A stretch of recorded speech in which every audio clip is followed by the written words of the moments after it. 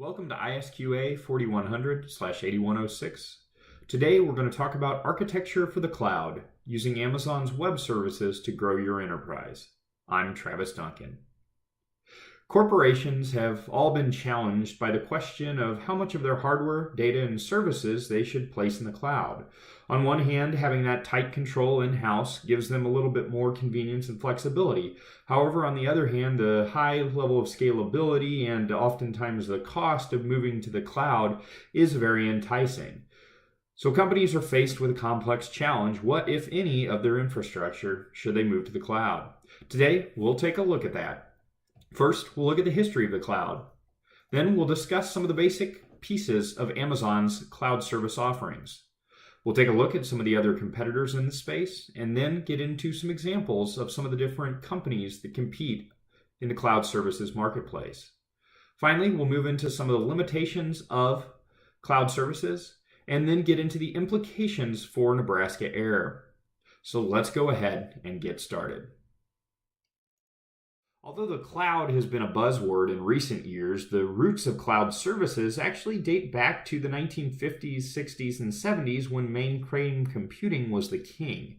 You see, at the time, large corporations were really the only players that had enough capital to afford mainframe computers. And so they used their unused computing cycles to lease that to smaller organizations that lacked that access to mainframe computers themselves. So it was a win-win for these corporations and for the smaller companies, giving everybody access to computing resources. However, as is the case with technology, the client-server revolution of the 1980s started to change things. It was at this point where the cost of computing fell, computer hardware was commoditized, and access to computing resources was somewhat democratized. As a result, the whole client-server computing world kind of replaced the concept of time sharing and the original cloud service provider. That being said, things started to shift back the other direction in the 1990s and early 2000s with the rise of the internet, and then followed by the rise of mobile computing. Both of these highlighted the need for individual users to be able to access their information on a broad series of devices.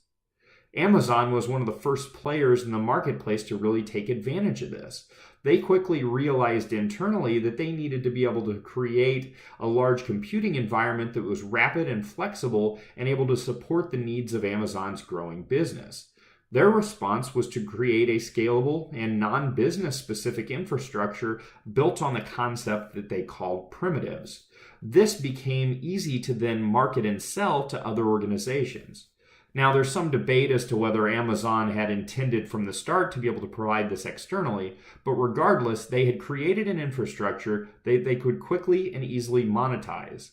It was this infrastructure that they slowly grew into a large cloud service offering. Today's Amazon Web Services offering are quite robust.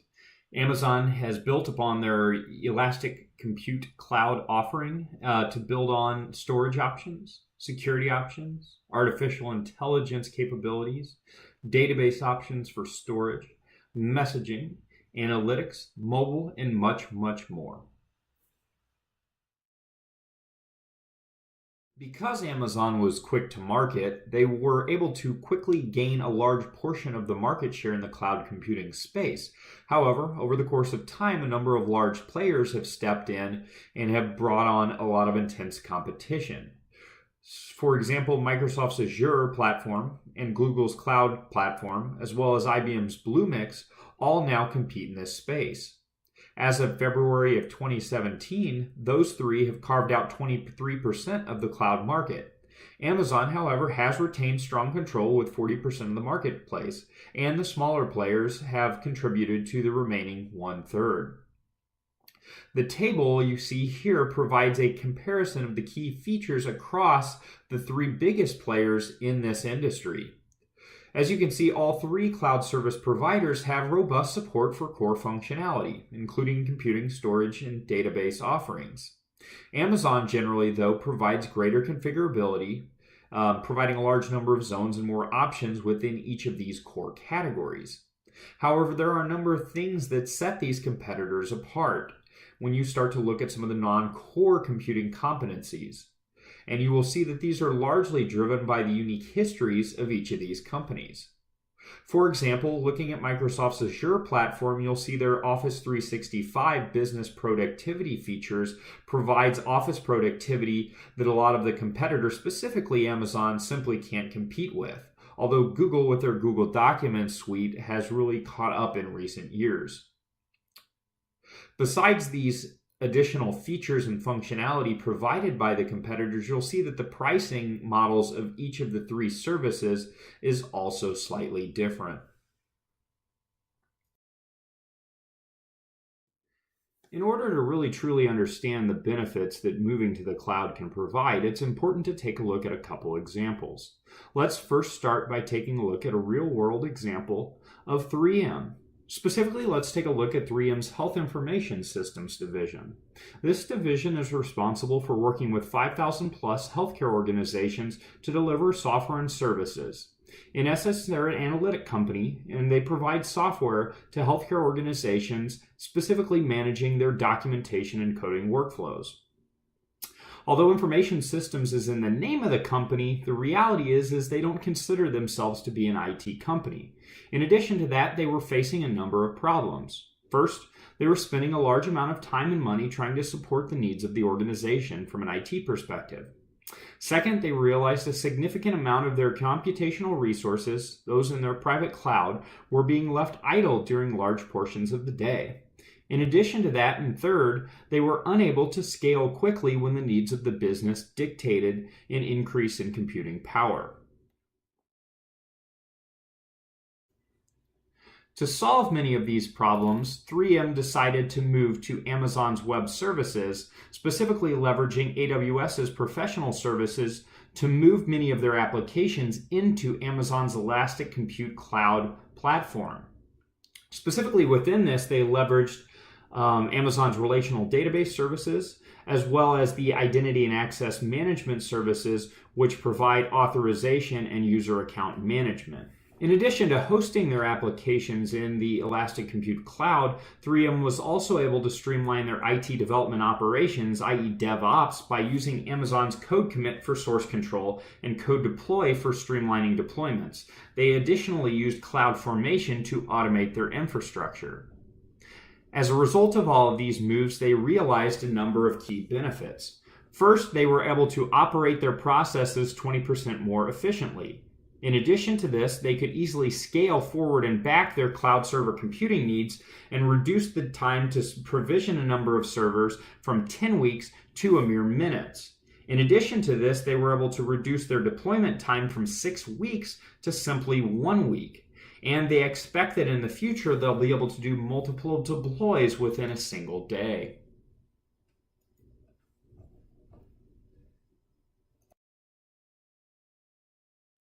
Well, that provides a great example of how a large corporation with an existing infrastructure is leveraging Amazon's web services. Let's take a slightly different look at another example. In this example, we'll use a fictitious company, we'll call it Live Life Digital, that's looking to build out and grow its infrastructure. Essentially, it's in a startup mode. The goal of the company is to leverage all the Internet of Things devices that live within an individual's home and try and provide a way to automate and streamline the way in which those individuals interact with technology. So that's where Amazon's web services enter the picture. The company doesn't have a whole lot of capital, doesn't have a large IT infrastructure, but knows they want to and need to scale and grow their business over time. Live Life Digital has decided that their first product offering will be an Alexa skill that allows individuals to do voice interaction with the device that's on their home network. In this particular instance, the company has decided that they're going to leverage Amazon's EC2 cloud platform to build a web service on top of a database that then interacts with the Alexa Skills Kit to provide their end user with the ability to talk to that service via their Echo device. As you can see, this is a relatively simple architecture that uses a few web service components that are available within the Amazon Web Services infrastructure. Luckily for Live Life Digital, Amazon's Web Services also provides additional capability that can be leveraged as the company grows. As you see by the shift in this diagram, the company has decided that it is going to expand its service offerings. In addition to providing with interaction through an Amazon Echo device that allows for voice requests and responses, they have decided that they're also going to build their own custom devices that interact with the Amazon cloud infrastructure. In addition to this, they've decided to leverage Amazon's voice services, which allow them to create their own custom language processing on the devices that they want to support. As you can see, they're still leveraging some of the core EC2 platform, but this allows them to scale rapidly to support additional devices and to enable additional interaction with those devices that are on an individual's home network.